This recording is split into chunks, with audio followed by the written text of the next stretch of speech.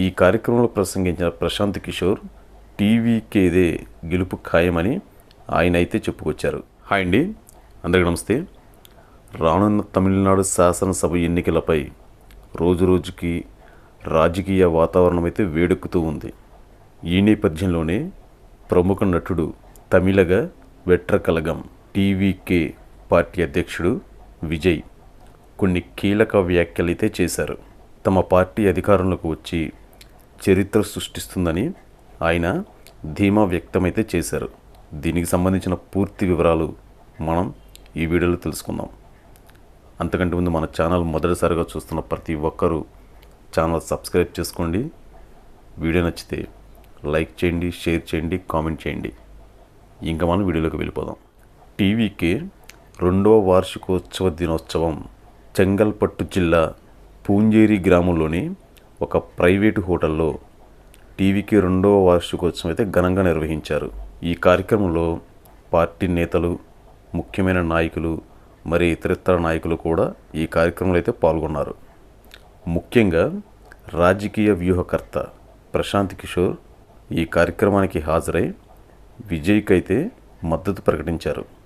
ఈ కార్యక్రమంలో మాట్లాడిన విజయ్ డిఎంకే, బీజేపీ ప్రభుత్వాలపై అయితే తీవ్రంగా విమర్శించారు. కేంద్రం విద్యా నిధుల్ని విడుదల చేయకపోవడాన్ని ఆయన అయితే తప్పుబట్టారు. భాష అనేది వ్యక్తిగతమని, దాన్ని బలవంతంగా రుద్దడం అనేది సంఘీ సమాఖ్య విధానానికి వ్యతిరేకమని ఆయన అన్నారు. కేంద్ర రాష్ట్ర ప్రభుత్వాలు భాషా విధానంపై లొల్లీపాప్లా వ్యవహరిస్తున్నాయని ఆయన అయితే ఎద్దేవా చేశారు.